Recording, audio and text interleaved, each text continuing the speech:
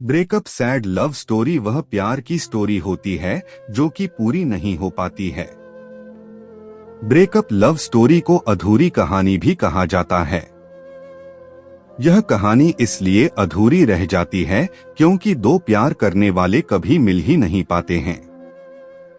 किसी कारण से वह एक दूसरे से बहुत ही दूर हो जाते हैं। सच्चे प्यार के कारण वह दूर होने के बाद भी एक दूसरे से प्यार करते रहते हैं। यह कहानी इंसान को अंदर से हिला देती है। इस ब्रेकअप लव स्टोरी की कहानी हर किसी के साथ एक बार जरूर होता है। यह कहानी उस समय की है जब मैंने कॉलेज जाना शुरू किया था। आज मेरे कॉलेज का पहला दिन था। मेरे साथ एक मेरा दोस्त भी कॉलेज जा रहा था। हम दोनों एक साथ कॉलेज के लिए निकल दिए।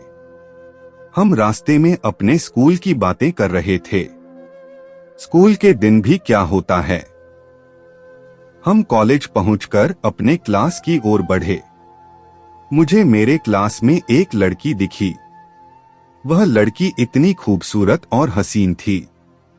मेरी नजर उस लड़की के चेहरे से हट ही नहीं रही थी, मानो मैंने कोई परी देख ली हो। मेरे दोस्त ने मुझे कब सीट पर लेकर बैठा दिया मुझे पता ही नहीं चला। मेरा क्लास शुरू हो गया, पर मेरी नजर बार बार उस लड़की की ओर जा रही थी। मैं चाहकर भी पढ़ाई नहीं कर पा रही थी। घर आने के बाद मेरे दोस्त ने मुझे काफी कुछ कहा। वह मुझसे कह रहा था कि तुम पढ़ाई पर ध्यान रखो, पढ़ाई ही सब कुछ है। मेरा दोस्त पढ़ाई को बहुत ही पसंद किया करता था। वह किसी भी प्रेम में नहीं पड़ना चाहता था। तो इस तरह से मेरा कॉलेज का पहला दिन था। अब मुझे कॉलेज जाते हुए करीब 1 महीना हो गया था। आज मेरी बात उस लड़की से हो ही गई। आज हम एक टीचर के बारे में बातें कर रहे थे। हमारे कॉलेज में एक ऐसे टीचर थे जो कि क्लास को कम पढ़ाते और ज्यादा खुद के बारे में बताते थे। हम अपने टीचर के बारे में बातें करते ही जा रहे थे। करीब हम 10 से 15 मिनट तक अपने टीचर की बातें करके हंसते रहे। फिर हमारे क्लास में एक दूसरे टीचर आ गए, तो हम बिल्कुल ही शांत हो गए। हमारे यह टीचर हमें पढ़ा रहे थे, पर मैं बस उस लड़की के बारे में ही सोचता जा रहा था, क्योंकि आज उसने मुझसे बात किया। मुझे उस लड़की का नशा हो गया था। मेरे दोस्त में मुझे इस दिन भी काफी कुछ बोला। वह मुझे बार बार कह रहा था कि पढ़ाई कर ले, पढ़ाई ही सब कुछ है, बाद में रोएगा। पर मुझे तो बस वह लड़की ही नजर आ रही थी। अब मैं उस लड़की से किसी न किसी बहाने बातें कर लिए करता था। अब करीब 2 हफ्ते मुझे उस लड़की से बातें करते हुए गुजर गए थे। मैं उस लड़की को कोई उपहार देना चाहता था, पर मैं कैसे और कौन सा उपहार दूं मुझे कुछ भी समझ में नहीं आ रहता है। एक दिन मैंने अपने साथ 2 चॉकलेट लेकर कॉलेज गया। एक मैं खुद ही निकाल कर खा रहा था। उस लड़की ने मुझे मैंने उससे पूछ क्या तुम्हें चॉकलेट चाहिए। उसने कुछ भी नहीं कहा। फिर भी मैंने दूसरा चॉकलेट उसकी ओर बढ़ा दिया। उसने भी ले लिए।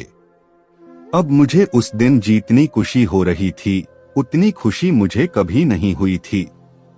ऐसा लग रहता है कि मैंने कोई जंग जीत लिया हूं। अब रोज उस लड़की के लिए मैं कुछ न कुछ उपहार ले जाया करता था। मैंने अपने लिए पैसा खर्च करना बंद कर दिया था। साथ ही कभी कभी मैं उसके लिए कर्ज भी लेकर उपहार ले जाया करता था। हम एक दूसरे के बहुत ही करीब आ गए थे। मैंने अब सोच लिया था कि मुझे इस लड़की को बता देना चाहिए कि मैं इससे कितना प्रेम करता हूं, पर मेरी हिम्मत नहीं हो रही थी। देखते ही देखते पहले साल का अंतिम परीक्षा भी सामने आकर खड़ा हो गया। अब भी वह मेरे साथ ही थी। हम दोनों साथ ही पढ़ाई किया करते थे। मुझे लग रहा था कि यह लड़की शायद मुझसे भी प्रेम करती है, तो मुझे किसी तरह की कोई जल्दबाजी नहीं करनी चाहिए। मैं इस परीक्षा के खत्म होने के बाद सब कुछ बता दूंगा। मैंने ऐसा ही किया। हमारी परीक्षा खत्म हो गई।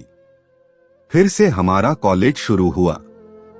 हम सब कॉलेज गए, पर मेरी नज़ारे जिसे ढूंढ रही थी वह वहां नहीं थी। हाँ, वही लड़की जिससे मैं प्यार करता था। मुझे लगा कि शायद वह लड़की आज ना आई हो, कल आए, पर कल भी ना आई। फिर मुझे लगा शायद कल आए। इस तरह से करीब 2 हफ्ते ऐसे ही बीत गया। मैंने उसके बारे जब अपने कुछ दोस्तों से पूछा तो मुझे पता चला कि उसने यह कॉलेज छोड़ दिया है। मुझे विश्वास ही नहीं हो रहा था। मुझे लगा कि मेरे दोस्त मेरे साथ कोई मजाक कर रहे हैं, पर यह बिल्कुल ही सत्य था। मुझे यह सत्य 1 महीने के बाद मेरे टीचर से पता चला। अब मैं आप लोगों से क्या कहूँ? मुझे कुछ भी समझ में नहीं आ रहा था कि मैं क्या करूं। मेरा स्कूल का दोस्त मुझे फिर से कहा रहा था कि दोस्त, मैंने तुम्हें पहले ही प्रेम करने से मना किया था, पर तुमने नहीं माना। जो भी प्यार करता है उसके साथ ऐसा ही कुछ होता है। अब तुम संभाल जाओ और अपने पढ़ाई पर ध्यान दो। उस दिन से मैंने भी किसी दूसरी लड़की से प्यार नहीं किया।